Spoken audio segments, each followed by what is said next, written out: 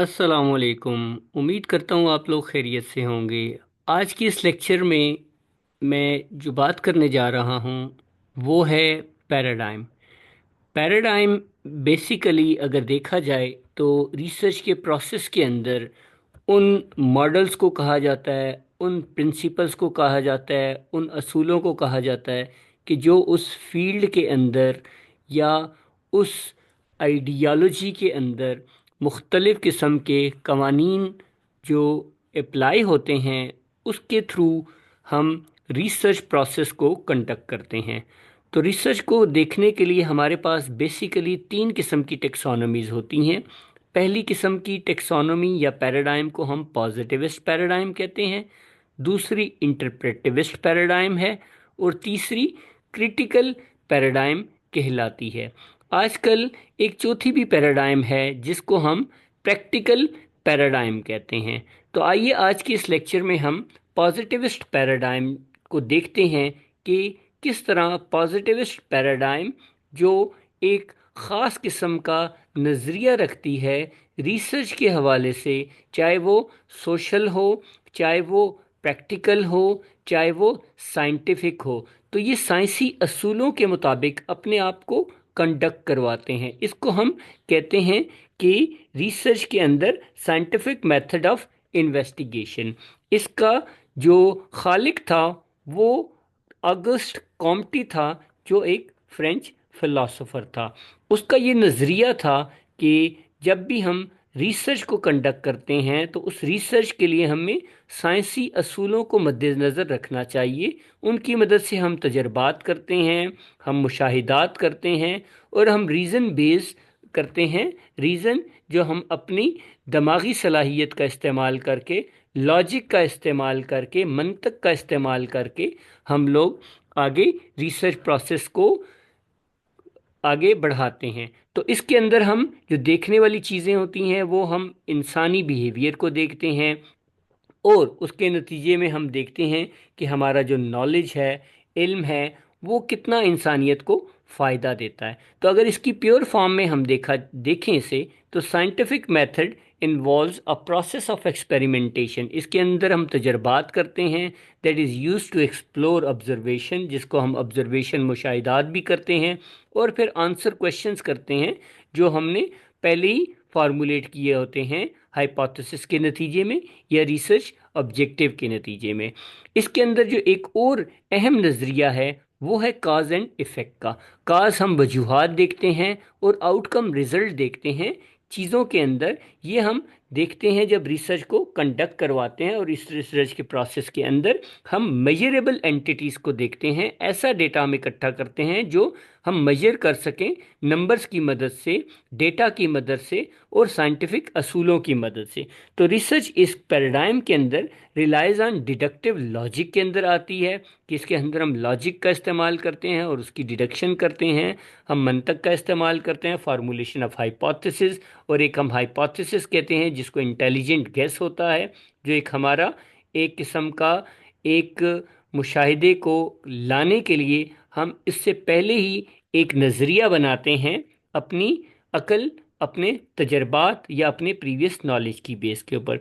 फिर हम उस हाइपोथेसिस को टेस्ट करते हैं, ऑपरेशनल डेफिनेशंस बनाते हैं बहुत सी, और उसके लिए फिर मैथमेटिकल इक्वेशंस भी बनाते हैं। तो मैथमेटिक्स के असूल के मुताबिक हम अपनी साइंस को कैलकुलेशंस की मदद से हम आगे कंडक्ट करते हैं और उसके बीच में से हम फिर क्या करते हैं, जो अपने एक्सप्रेशंस हैं उनको नतीजे निकालने के लिए हम ड्रा करते हैं। सो इन नताइज की मदद से हम डेटा को टैबुलेट करते हैं, टेबल्स की फॉर्म में लेकर जाते हैं, ग्राफ्स की फॉर्म में लेकर जाते हैं, या उसको मुख्तलिफ़ किस्म के पाई चार्ट्स की फॉर्म में लेके जाते हैं। सो इसका मकसद जो है वो क्या है, एक्सप्लेनेशन है। हम उसकी वजाहत करते हैं, प्रिडिक्शन होती है। हम बहुत सी चीज़ों को हम प्रिडिक्ट कर रहे होते हैं क्योंकि उनके जो नंबर्स हैं उनको हम उन नंबर्स की बेस के ऊपर, या फिर ये क्या है, इसकी मदद से जो मॉरिसन कहता है हमें कि ये डिटर्मिनिज्म है।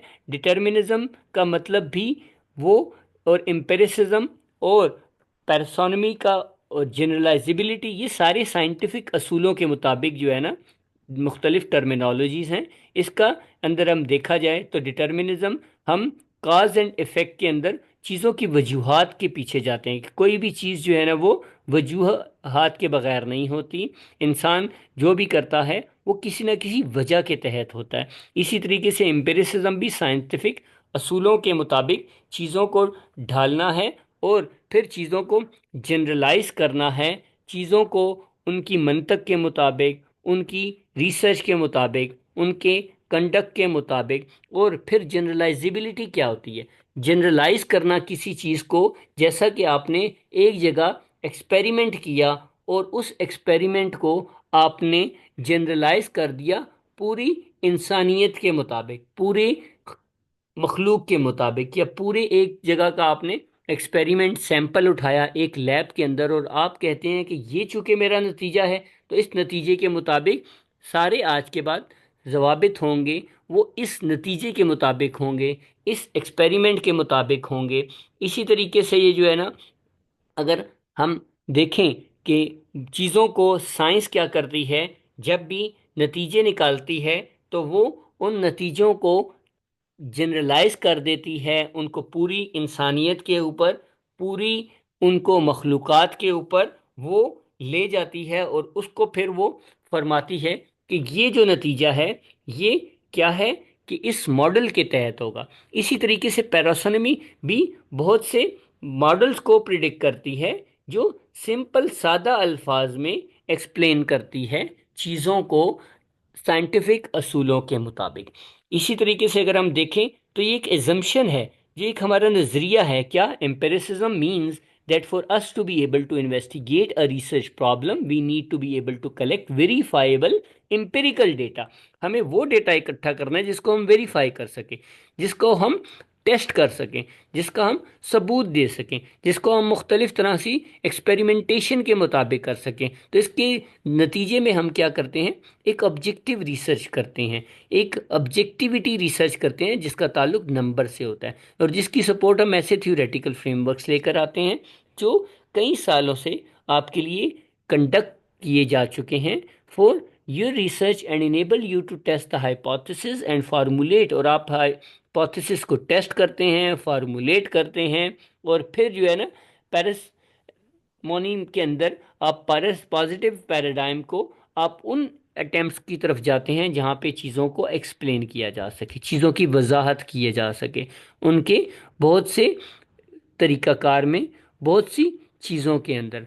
इसी तरीके से अगर हम आगे चलें तो कुछ असूल हैं, जो असूल और ज़वाबित यहाँ पर इस किस्म की रिसर्च के अंदर वो कहते हैं कि जो पहला नज़रिया है वो क्या कहता है कि जिसको हमें दिया गया था, हमें 5 प्रिंसिपल्स दिए गए थे जो पटनम और सेरिल की रिसर्च के अंदर थे। वो क्या कहते हैं कि एक मटेरियल वर्ल्ड एग्जिस्ट करती है जिसको आप मटेरियल ऑब्जेक्ट्स के थ्रू देख सकते हैं। इस दुनिया को मादियत के तहत आप देख सकते हैं, आप समझ सकते हैं और महसूस कर सकते हैं। कुछ ऐसी स्टेटमेंट्स होती हैं दूसरे नज़रिए में, these objects can be true through your sense experience, कि आप अपनी 5 सेंसेस जो है ना उनका इस्तेमाल कर सकते हैं, जिसके अंदर आपकी सेंस है वो देखने की है, सुनने की है, महसूस करने की है, टच करने की है।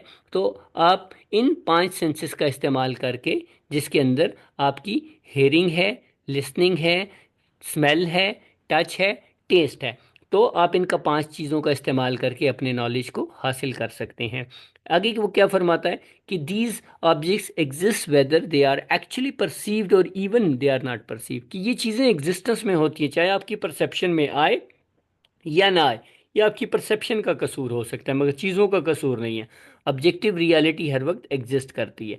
फिर आगे फरमाता है these objects are also able to retain properties of the type we perceive them as having and whereas they are not. वो क्या कहता है कि they are not being perceived, these properties are perception independent, कि हमारी perception के मोहताज नहीं होती, हमारी परसेप्शन से बहुत ऊपर की चीज़ है। इसमें हमारे दिमागी सलाहियत का, हमारी सब्जेक्टिविटी का, हमारी लाइक्स का, हमारी डिसलाइक्स का, हमारे प्रेजुडिसेस का, उनका कोई ताल्लुक नहीं है। हमारी पसंद नापसंद का इससे कोई लेना देना नहीं है। तो रिसर्च के अंदर हम अपनी पसंद नापसंद को इस पैराडाइम के अंदर, इन जवाबित के अंदर हम शामिल नहीं करते। सो इसके अंदर हमारी फिर अगले जो है ना 5वें असूल में वो क्या फरमाते हैं, by means of our senses we perceive the world directly, कि हम दुनिया को डायरेक्टली परसीव करते हैं और उसी के अंदर हम देखते हैं, उसके हम क्लेम्स देखते हैं, उस नॉलेज को हम देखते हैं कि किस तरीके से नॉलेज जस्टिफाइएबल है या नहीं है। इसकी मज़ीद करेक्टरिस्टिक्स जो है ना 4.1.1 में हम देखेंगे कि हमारी जब कोई रिसर्च इस पैराडाइम के अंदर आती है तो उसके अंदर क्या क्वालिटी होती हैं। सबसे बड़ी ये क्वालिटी होती है कि उस इस यकीन के तहत चलती हैं कि हमारी जो थीरी है वो यूनिवर्सल है, वो आफाकी है, वो हर जगह अप्लाई हो सकती है। और इस तरह के हमारी जनरलाइजेशन के हमने कानून बनाए होते हैं कि हमने जैसे एक रिसर्च अगर रावलपिंडी में की तो हम ये समझते हैं कि वही रिसर्च लाहौर में, वही रिसर्च आपकी न्यू दिल्ली में, और वही रिसर्च आपकी केप टाउन में, और वही रिसर्च आपकी सिडनी में, और वही रिसर्च आपकी न्यूयॉर्क में या लंदन में, कहीं पे भी दुनिया के किसी कोने में वो अप्लाई हो सकती है। उस रिसर्च का ताल्लुक आफाकियत से है, उस रिसर्च का ताल्लुक लोकलाइजेशन से नहीं है, वो एक ख़ास एरिए तक, एक ख़ास जगह तक, एक ख़ास लैब तक नहीं महदूद रखती। फिर अगला जो है ना वो दूसरा पॉइंट है, उसके अंदर वो एक एजम्पशन है, कॉन्टेक्स्ट इज़ नॉट इम्पोर्टेंट, कि किसी भी चीज़ का जो बैकग्राउंड है, जो कॉन्टेक्स्ट है, जो एक सिचुएशन है जिसके अंदर वो की गई है, वो ज़रूरी नहीं है। रादर नॉलेज जो है ना वो कॉन्टेक्स्ट फ्री होता है। उस नॉलेज को आप टेबल की फॉर्म में देखते हैं, उस नॉलेज को आप डेटा की फॉर्म में देखते हैं, उस नॉलेज को आप चार्ट्स की फॉर्म में देखते हैं, वो किसी भी कॉन्टेक्स्ट में अप्लाई हो सकता है। ये इस साइंसी नज़रिए का लुब्बे लुबाब है। और इसी तरीके से अगर आप नेक्स्ट पॉइंट को जाके देखें तो बिलीफ है, ट्रुथ और knowledge is out there to be discovered by research, के उस नॉलेज को ढूंढा जा सकता है दुनिया के किसी भी कोने में, दुनिया के किसी भी कॉर्नर में, किसी भी तरीके से कहीं भी जाकर उसको आप तलाश कर सकते हैं, वो कहीं दूर किसी जगह पर मौजूद है, पड़ा हुआ है। तो इस मेथड का आप इस्तेमाल करके इसको भी आप नॉलेज को या सच्चाई को, ट्रुथ को देख सकते हैं। इसका एक ये भी यकीन है कि cause and effect are indistinguishable and analytically separate, कि चीज़ों की वजूहात और उसके आउटकम एक दूसरे से मुख्तलिफ होते हैं। जब एक आउटकम मुख्तलिफ होगा तो उसकी वजह यह होगी कि उसकी वजह भी पीछे मुख्तलिफ होगी। इसकी मिसाल ऐसे हम समझते हैं कि अब जब आप एक एक्सपेरिमेंट करना चाहते हैं, तजर्बा करना चाहते हैं किसी भी पौधे के ऊपर, तो उस पौधे को बहुत से वेरिएबल्स की ज़रूरत होती है, जैसे पानी की ज़रूरत है, जैसे रोशनी की ज़रूरत है, जैसे टेम्परेचर की ज़रूरत है, जैसे मिट्टी की ज़रूरत है, जैसे खाद की ज़रूरत है।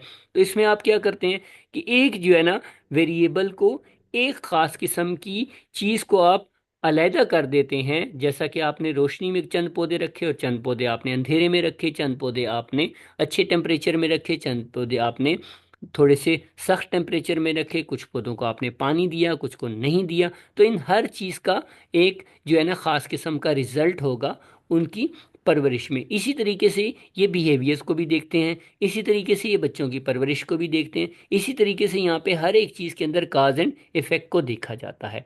तो एक और भी इनका यकीन है कि results of an inquiry can be quantifiable, तो वो आप क्वांटिफाई कर सकते हैं, नंबर्स की स्टेट में ला सकते हैं, स्टैटिस्टिक्स में ला सकते हैं।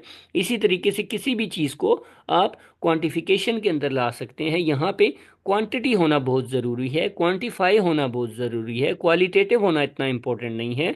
रादर आपके रिजल्ट ज़्यादा मैटर नहीं करते, यहाँ पे नंबर ज़्यादा मैटर करते हैं। जैसे इकोनॉमी के अंदर देखा जाए, जैसे साइकोलॉजी के अंदर देखा जाए, जैसे और बहुत से सोशल एक्सपेरिमेंट्स जब साइंटिफिक प्रिंसिपल्स के असूलों के मुताबिक किए जाते हैं तो उनके अंदर नंबर्स का अमल दखल होता है।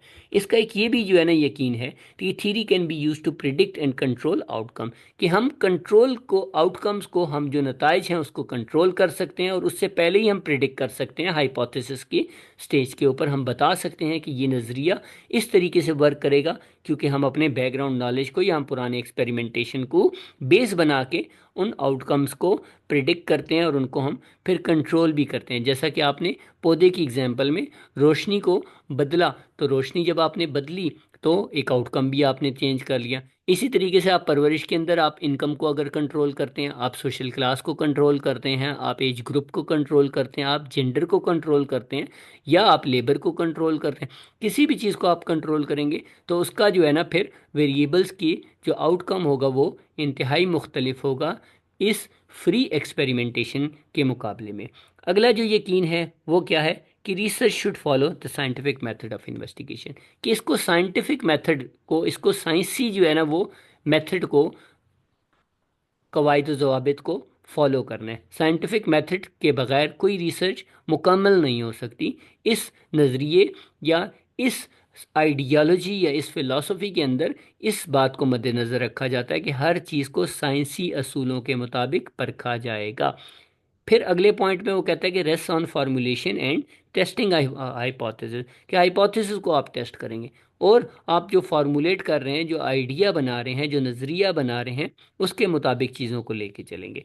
फिर कहता है कि employees empirical and analytical approaches. तो इम्पिरिकल और एनालिटिकल अप्रोचेस वो अप्रोचेस हैं, वो नज़रियात हैं जो साइंसी बैकग्राउंड के साथ चलती हैं। फिर pursues an objective search for fact, इसमें साइंटिस्ट की पर्सनैलिटी मैटर नहीं करती, वो कवानीन मैटर करते हैं, वो जवाबित मैटर करते हैं, वो असूल मैटर करते हैं, या वो नंबर्स मैटर करते हैं। साइंटिस्ट नहीं इम्पोर्टेंट, रादर आउटकम ज़्यादा इम्पोर्टेंट होता है। इसी तरीके से यहाँ पे रिसर्चर की भी कोई वैल्यू नहीं है, उसकी रिसर्च वर्क की वैल्यू होती है। Believes in the ability to observe knowledge, कि हर एक इंसान यहाँ पे इस मेथड को यूज़ करके नॉलेज को ऑब्जर्व कर सकता है। फिर अल्टीमेट एम क्या है, is to establish a comprehensive universal theory, कि एक ऐसी यूनिवर्सल अफाकी थीरी हमने बनानी है जो account for human and social behaviour को क्या कर सके, वो जांच सके, वो माप सके और उसको जज कर सके इन पैरामीटर्स के अंदर। फिर एप्लीकेशन मेथड जो है ना वो इस एप्लीकेशन के अंदर या इस तस्वीर के अंदर हमें वजाहत के साथ मिलता है, जिसके अंदर first we ask questions and then we हम जो है ना बैकग्राउंड रिसर्च करते हैं, फिर हम कंस्ट्रक्ट हाइपोथेसिस करते हैं, फिर हम उसको टेस्ट करते हैं एक्सपेरिमेंटेशन के थ्रू, फिर हम उसके प्रोसीजर्स को देखते हैं कि वो प्रोसीजर कितना जो है ना वो ठीक है या नहीं ठीक। तो यहाँ पर हम ट्रबल शूट करते हैं, हम प्रॉब्लम्स को देखते हैं केयरफुली, हर स्टेप को वेरीफाई करते हैं, और जब हम कंस्ट्रक्ट कर रहे थे हाइपोथेसिस तो उसके अंदर हम एक्सपेरिमेंटल डेटा को देखते हैं, उसके बैकग्राउंड को देखते हैं, और हर तरह की चीज़ों को देखते हैं, हर उस क्वेश्चन को देखते हैं जिसका कोई ताल्लुक उस रिसर्च के साथ बन सकता है। जब हम डेटा इकट्ठा कर लेते हैं तो उस डेटा को हम फिर टेबल की फॉर्म में लेकर आते हैं, उसको हम ग्राफ्स और चार्ट्स की फॉर्म में लेके आते हैं, फिर उस डेटा से हम क्या करते हैं, कंक्लूजन ड्रा करते हैं, उन कंक्लूजन को हम अलाइन करते हैं अपने हाइपोथेसिस के साथ। इसी तरीके से फिर वो पार्शली या नॉट एट ऑल, बिल्कुल भी नहीं एग्री करेंगे या फुली एग्री करेंगे हमारे डेटा के साथ। तो उसके बाद फिर हम क्या करते हैं, अपने रिजल्ट्स को कम्युनिकेट करते हैं। तो ये एक प्रोसेस है जिसको हम एडॉप्ट करके साइंसी असूलों के मुताबिक हम देख सकते हैं कि किस तरह से एक रिसर्च का प्रोसेस एक जो हम कंडक्ट करवा सकते हैं, जिसके थ्रू हम बहुत सी चीज़ों को देख सकते हैं। तो इसके अंदर जो बहुत से मेथड्स इस्तेमाल होते हैं वो 5.1 सेक्शन में मौजूद हैं। जैसे एक्सपेरिमेंटल मेथड है, दूसरा क्वाजी एक्सपेरिमेंटल मेथडोलॉजी है, तीसरा कोरिलेशनल मेथडोलॉजी है, चौथा कॉज कंपैरेटिव मेथडोलॉजी है, कॉजल कंपैरेटिव मेथडोलॉजी कहेंगे, या अगला जो है ना रैंडमाइज्ड कंट्रोल ट्रायल्स मेथडोलॉजी है, या आखिरी जो होगा वो सर्वे रिसर्च मेथड होगा, कि जिसको आप इस्तेमाल करके आप सर्वे करेंगे, उस एक्सपेरिमेंट को देखेंगे और एक्सपेरिमेंट की बेस के ऊपर आप कुछ असूल और जवाबित तय करेंगे। तो अगर बेसिकली हम देखें तो ये एक साइंसी असूलों के मुताबिक की जाने वाली रिसर्च है, जिसके नतीजे में हम बहुत सा डेटा इकट्ठा करते हैं, उस डेटा को हम वेरीफाई करते हैं, और उस डेटा को वेरीफाई करने के बाद हम कुछ नताइज की तरफ जाते हैं। तो इस रिसर्च को या इस टाइप ऑफ पैराडाइम को, इस टाइप ऑफ अप्रोच को हम पॉजिटिविस्ट या एम्पिरिकल रिसर्च कहते हैं, जो साइंसी असूलों कवाबित के मुताबिक तय किए जाते हैं और फिर उसके मुताबिक इस रिसर्च को कंडक्ट किया जाता है। तो अगर इसका कोई क्वेश्चन हो आप पूछ सकते हैं आप कमेंट सेक्शन में। Take care, stay blessed and दूसरों को भी खुश रखिए और आसानियाँ बांटिए।